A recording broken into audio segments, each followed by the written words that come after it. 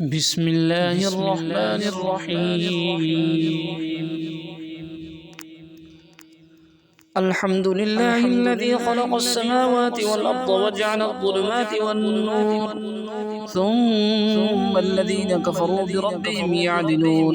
هو الذي خلقكم من طين ثم قضى أجلا وأجل مسمى عنده ثم أنتم تمترون. وهو الله في السماوات وفي الأرض يعلم سركم وجهركم ويعلم ما تكسبون وما تأتيهم من آية من آيات ربهم إلا كانوا عنها معرضين. فقد كذبوا بالحق لما جاءهم فسوف يأتيهم أنباء ما كانوا به يستهزئون. ألم يروا كم أهلكنا من قبلهم من قرن مكناهم في الأرض ما لم نمكن لكم وأرسلنا السماء عليهم مدرارا وجعلنا الأنهار تجري من تحتهم فأهلكناهم بذنوبهم وأنشأنا من بعدهم قرنا آخرين. ولو نزلنا عليك كتابا في قرطاس فلمسوه بأيديهم لقال الذين كفروا إن هذا إلا سحر مبين. وقالوا لولا أنزل عليه ملك ولو أنزلنا ملكا لقضي الأمر ثم لا ينظرون. ولو جعلناه ملكا لجعلناه رجلا وللبسنا عليهم ما يلبسون. ولقد استهزئ برسل من قبلك فحاق بالذين سخروا منهم ما كانوا به يستهزئون. قل سيروا في الأرض ثم انظروا كيف كان عاقبة المكذبين. قل لمن ما في السماوات والأرض قل لله كتب على نفسه الرحمة ليجمعنكم إلى يوم القيامة لا ريب فيه الذين خسروا أنفسهم فهم لا يؤمنون. وله ما سكن في الليل والنهار وهو السميع العليم. قل أغير الله أتخذ وليا فاطر السماوات والأرض وهو يطعم ولا يطعم. قل إني أمرت أن أكون أول من أسلم ولا تكونن من المشركين. قل إني أخاف إن عصيت ربي عذاب يوم عظيم. من يصرف عنه يومئذ فقد رحمه وذلك الفوز المبين. وإن يمسسك الله بضر فلا كاشف له إلا هو وإن يمسسك بخير فهو على كل شيء قدير وهو القاهر فوق عباده وهو الحكيم الخبير.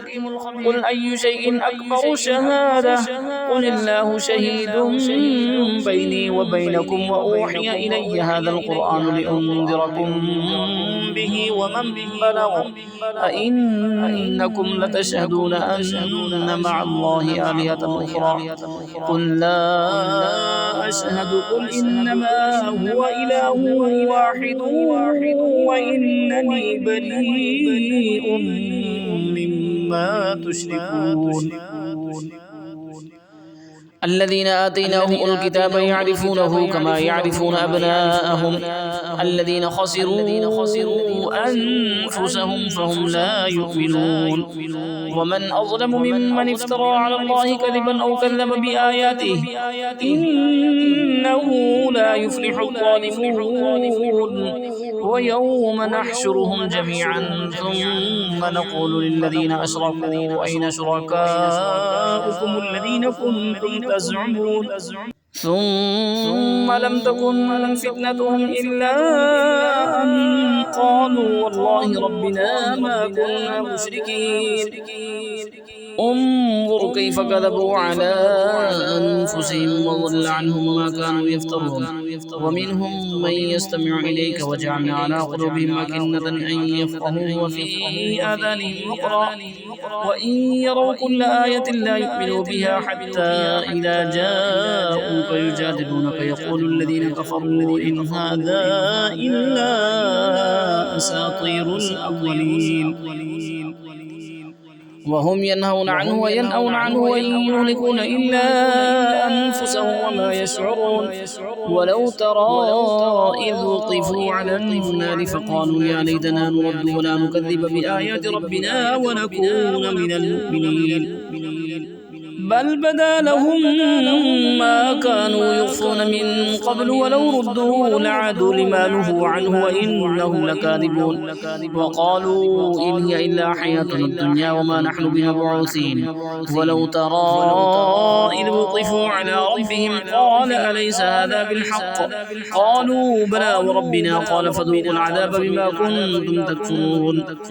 قد خسر الذين كذبوا بلقاء الله حتى إذا جاءتهم الساعة بغتة قالوا يا حسرتنا على ما فرطنا فيها وهم يحملون أوزارهم على ظهورهم ألا ساء ما يزرون.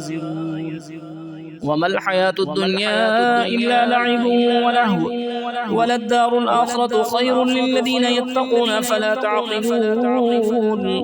قد نعلم إنه ليحزنك الذي يقولون فإنهم لا يكذبونك ولكن الظالمين بآيات الله يجحدون. ولقد كذبت رسل من قبلك فصبروا على ما كذبوا وأوذوا حتى أتاهم نصرنا ولا مبدل لكلمات الله. ولقد جاءك من نبأ المرسلين. وإن كان كبر عليك إعراضهم فإن استطعت أن تبتغي نفقا في الأرض أو سلما في السماء فتأتيهم بآية ولو شاء الله لجمعهم على الهدى فلا تكونن من الجاهلين. إنما يستجيب الذين يسمعون والموتى يبعثهم الله ثم إليه يرجعون.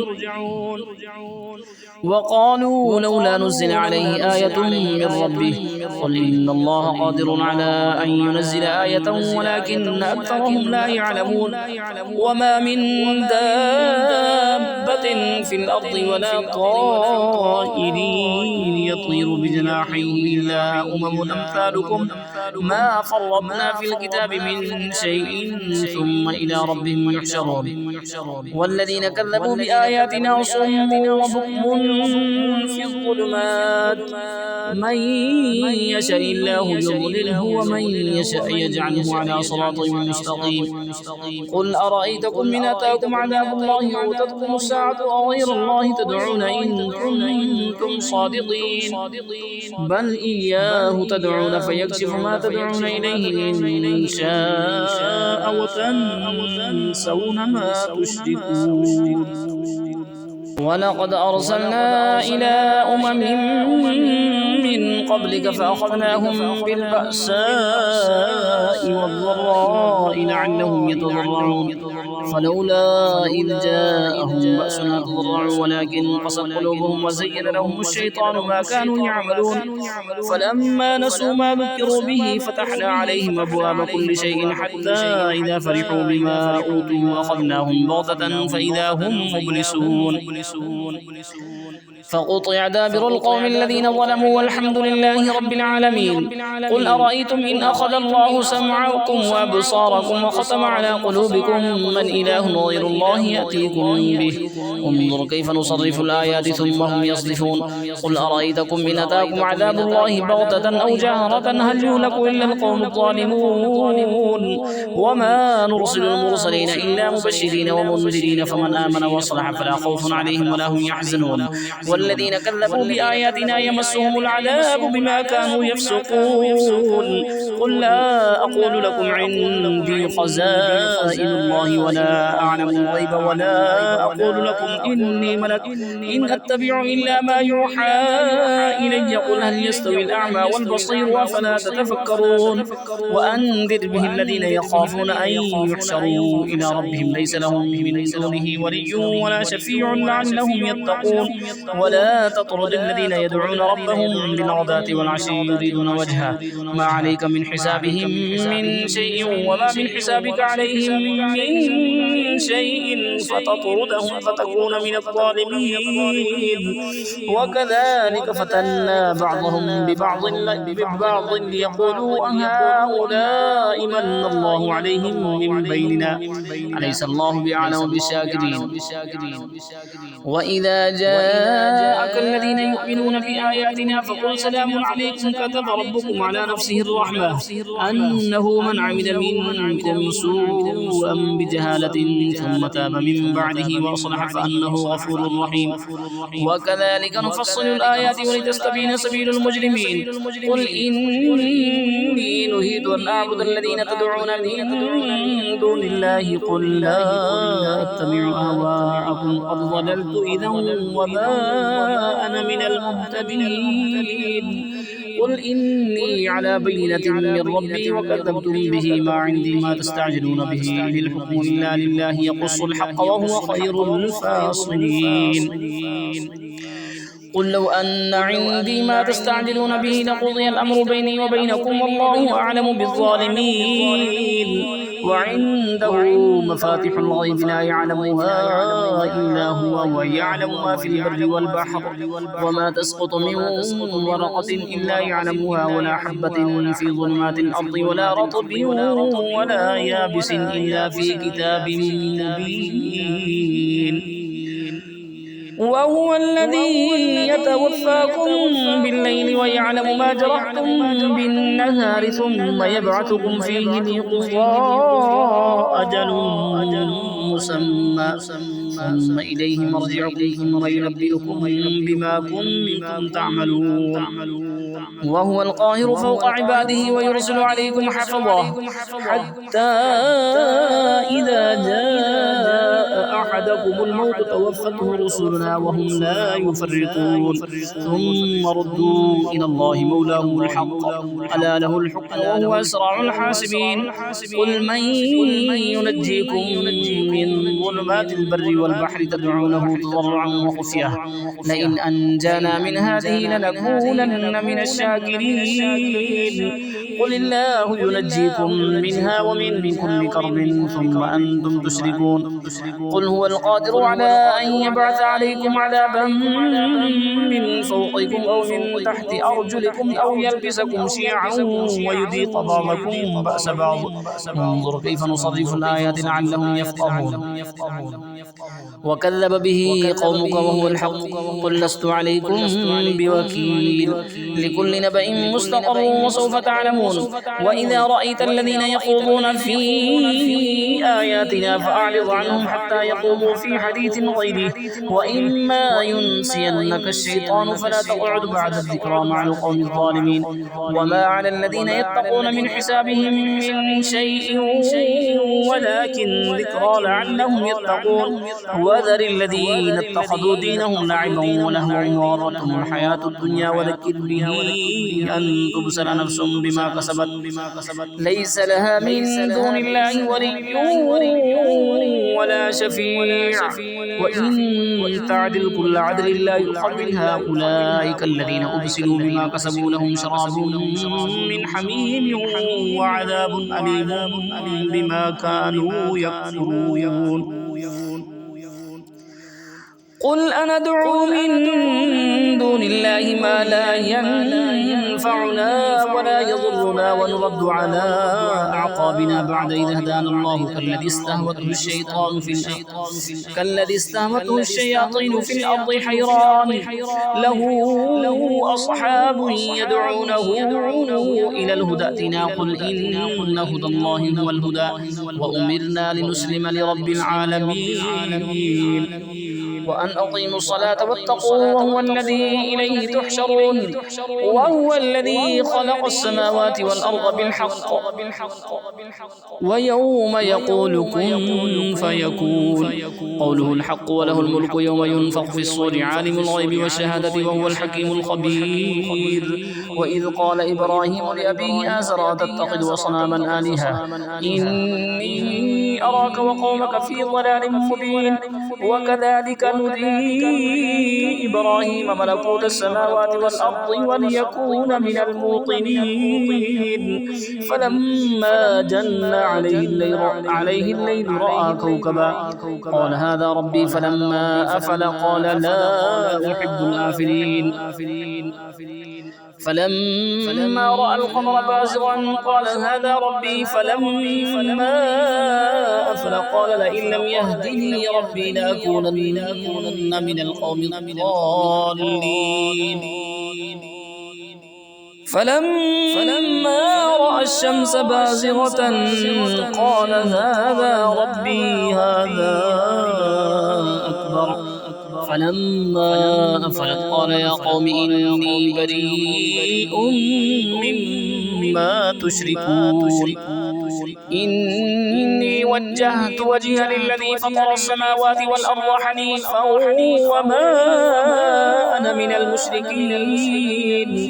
وحاجه قومه قال أتحاجوني في الله وقد هداني ولا أخاف ما تشركون به إلا أن يشاء ربي شيئا وسع ربي كل شيء علما أفلا تتذكرون. وكيف أخاف ما أشركتم ولا تخافون أنكم أشركتم بالله ما لم ينزل به عليكم سلطانا فأي الفريقين أحق بالأمن إن كنتم تعلمون. الذين آمنوا ولم يلبسوا إيمانهم بظلم أولئك لهم الأمن وهم مهتدون. وتلك حجتنا آتيناها إبراهيم على قومه نرفع درجات من نشاء إن ربك حكيم عليم. ووهبنا له إسحاق ويعقوب كلا هدينا ونوحا هدينا من قبل ومن ذريته داود وسليمان وأيوب ويوسف وموسى وهارون وكذلك نجزي المحسنين وزكريا ويحيى وعيسى وإلياس كل من الصالحين وإسماعيل واليسع ويونس ولوطا وكلا فضلنا على العالمين. ومن آبائهم وذرياتهم وإخوانهم واجتبيناهم وهديناهم إلى صراط مستقيم ذلك هدى الله يهدي به من يشاء من عباده ولو أشركوا لحبط عنهم ما كانوا يعملون. أولئك الذين آتيناهم الكتاب والحكم والنبوة فإن يكفر بها هؤلاء فقد وكلنا بها قوما ليسوا بها بكافرين. أولئك الذين هدى الله فبهداه مقتده قل لا أسألكم عليه أجرا إن هو إلا ذكرى للعالمين.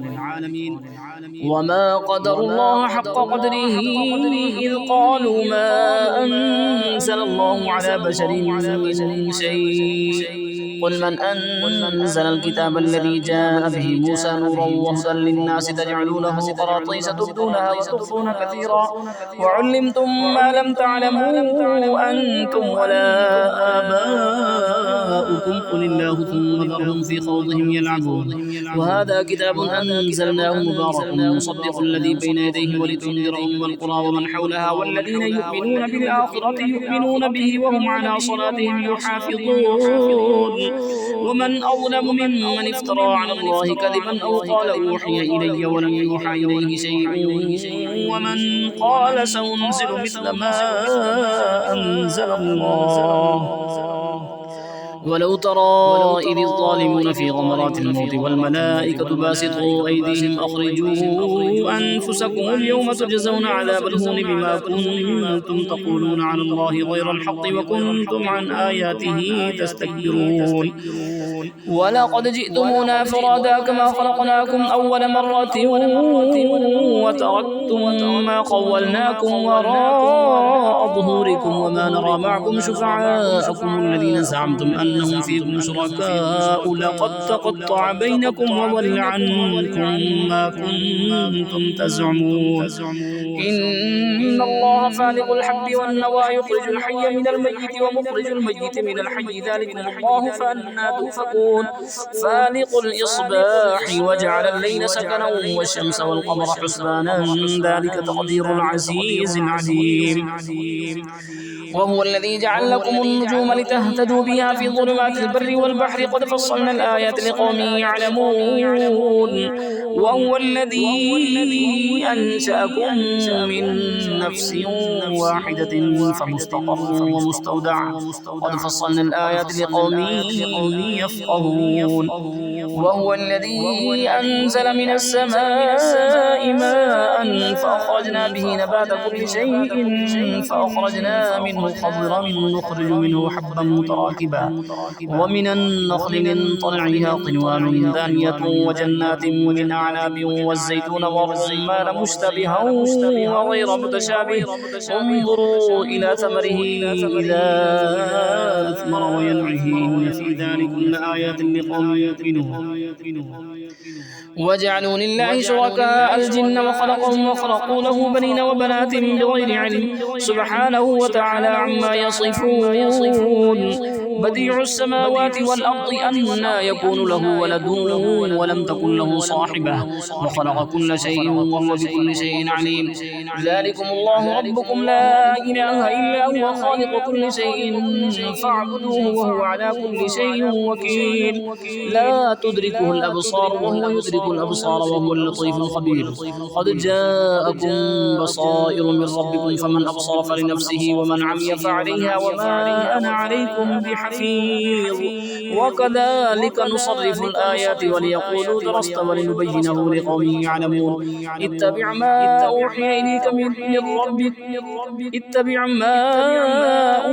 إليك من ربك لا إله إلا هو وأعرض عن المشركين ولو شاء الله ما أشركوا وما جعلناك عليهم حفيظا وما أنت عليهم بوكيل ولا تسبوا الذين يدعون من دون الله فيسبوا الله عدوا بغير علم كذلك زينا لكل أمة عملهم ثم إلى ربهم مرجعهم فينبئهم بما كانوا يعملون وأقسموا بالله جهد أيمانهم لئن جاءتهم آية ليؤمنن بها قل إنما الآيات عند الله وما يشعركم أنها إذا جاءت لا يؤمنون ونقلب أفئدتهم وأبصارهم كما لم يؤمنوا به أول مرة ونذرهم في طغيانهم يعمهون ولو أننا نزلنا إليهم الملائكة وكلمهم الموتى وحشرنا عليهم كل شيء قبلا ما كانوا ليؤمنوا إلا أن يشاء الله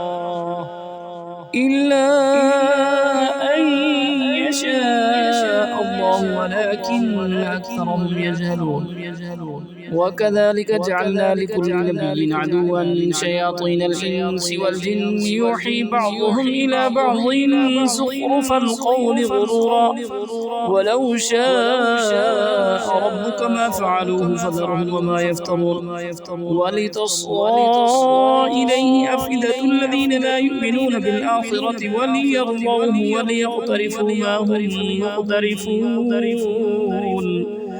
أفغير الله أبتغي حكما وهو الذي أنزل إليكم الكتاب مفصلا والذين آتيناهم الكتاب يعلمون أنه منزل من ربك بالحق فلا تكونن من الممترين وتمت كلمة ربك صدقا وعدلا لا مبدل لكلماته وهو السميع العليم وإن تطع أكثر من في الأرض يضلوك عن سبيل الله إن يتبعون إلا الظن وإن هم إلا يخرصون إن ربك هو أعلم من يضل عن سبيله وهو أعلم بالمهتدين فكلوا مما ذكر اسم الله عليه إن كنتم بآياته مؤمنين وما لكم ألا تأكلوا مما ذكر اسم الله عليه وقد فصل لكم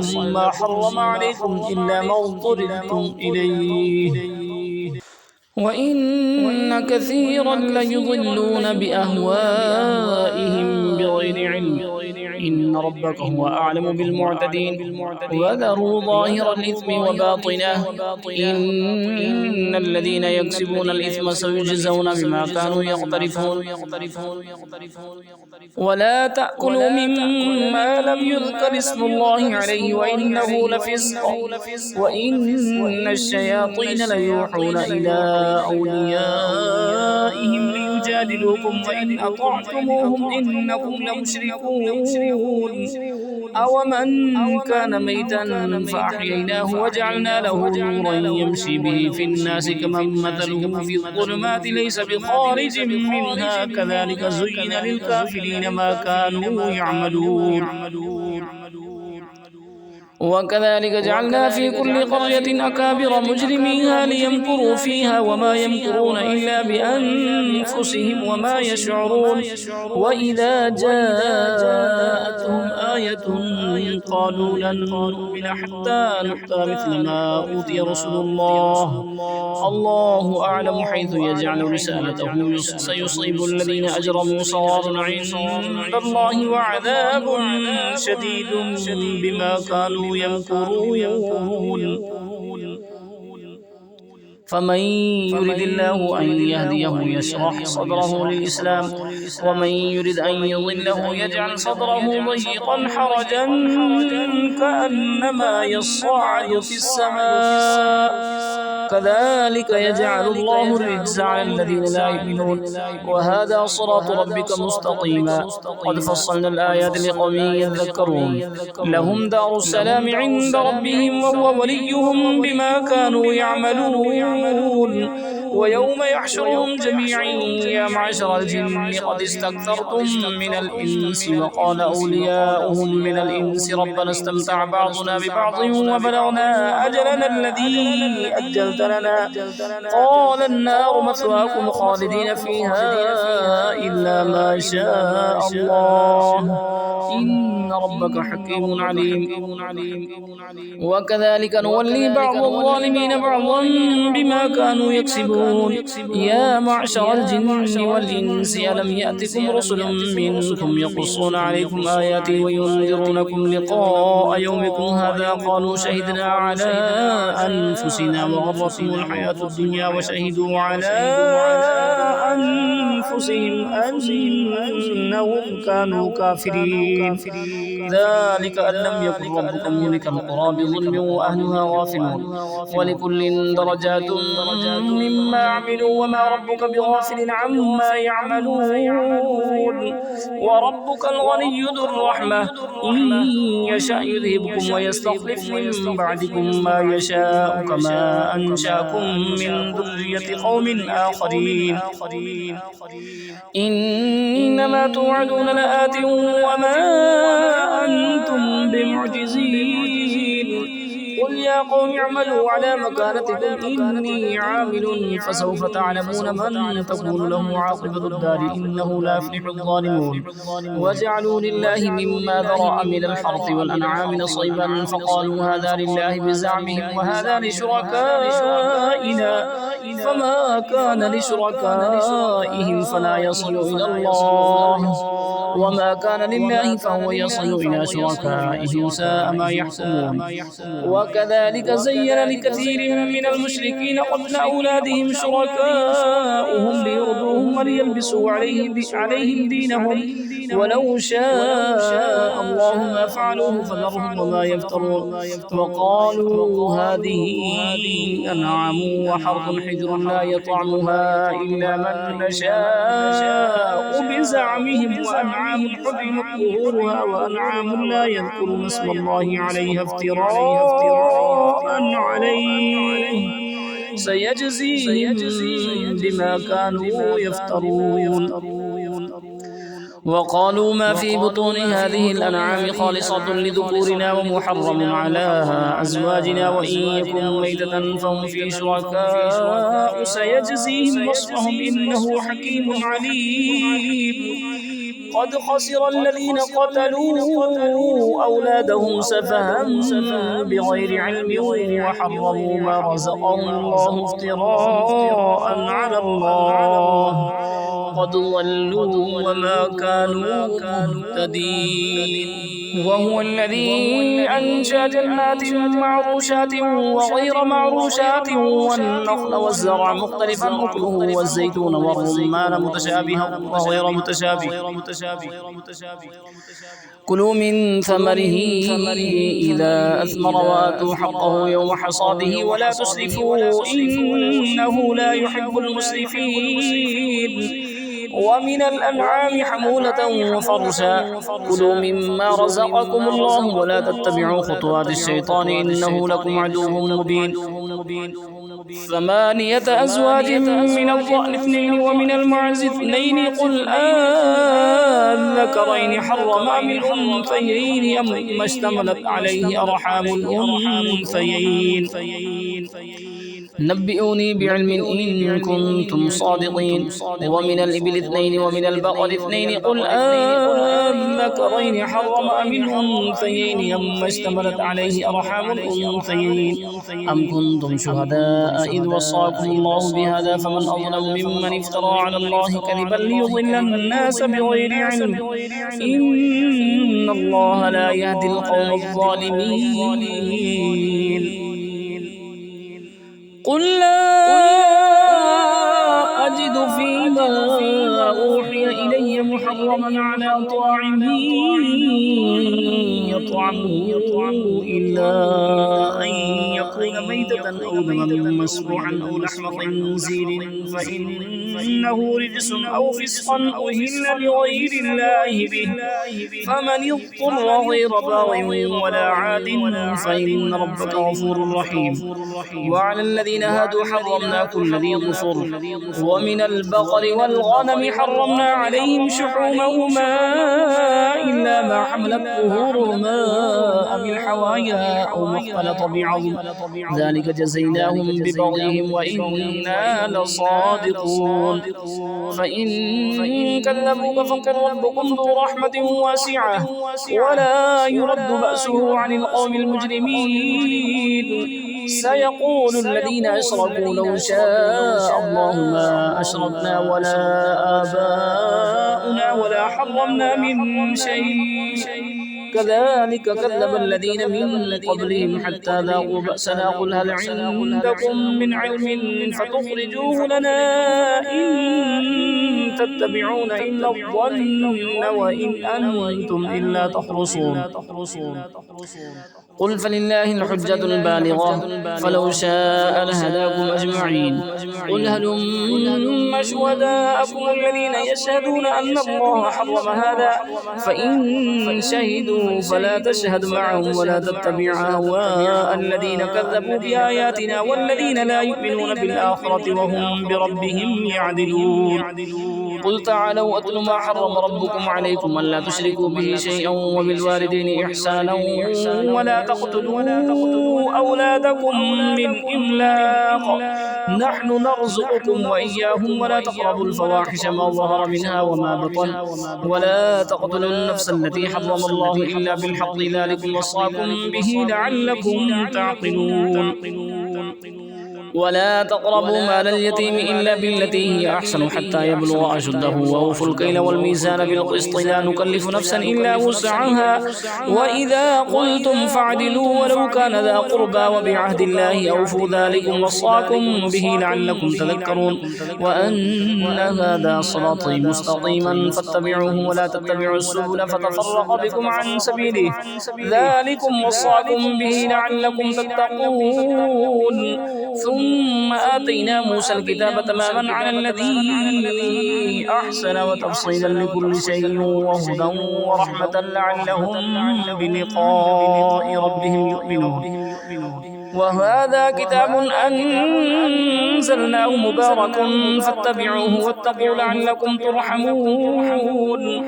أن تقولوا إنما أنزل الكتاب على طائفتين من قبلنا وإن كنا عن دراستهم لغافلين أو تقولوا لو أنا أنزل علينا الكتاب لكنا أهدى منهم فقد جاءكم بينة من من ربكم وهدى ورحمة فمن أظلم ممن كذب بآيات الله وصدف عنها سنجزي الذين يصدفون عن آياتنا سوء العذاب بما كانوا يصدفون هل ينظرون إلا أن تأتيهم الملائكة أو يأتي ربك أو يأتي بعض آيات ربك يوم يأتي بعض آيات ربك لا ينفع نفسا إيمانها لم تكن آمنت من قبل أو كسبت في إيمانها خيرا قل انتظروا إنا منتظرون إن الذين فرقوا دينهم وكانوا شيعا لست منهم في شيء إنما أمرهم إلى الله ثم ينبئهم بما كانوا يفعلون من جاء بالحسنة فله عشر أمثالها ومن جاء بالسيئة فلا يجزى إلا مثلها وهم لا يظلمون قل إنني هداني ربي إلى صراط مستقيم دينا قيما ملة إبراهيم حنيفا وما كان من المشركين قل إن صلاتي ونسكي ومحياي ومماتي لله رب العالمين لا شريك له وبذلك أمرت وأنا أول المسلمين قل أغير الله أبغي ربا وهو رب كل شيء ولا تكسب كل نفس إلا عليها ولا تزر وازرة وزر أخرى ثم إلى ربكم مرجعكم فينبئكم بما كنتم فيه تختلفون وهو الذي جعلكم خلائف الأرض ورفع بعضكم فوق بعض درجات ليبلوكم فيما آتاكم إن ربك سريع العقاب وإنه لغفور رحيم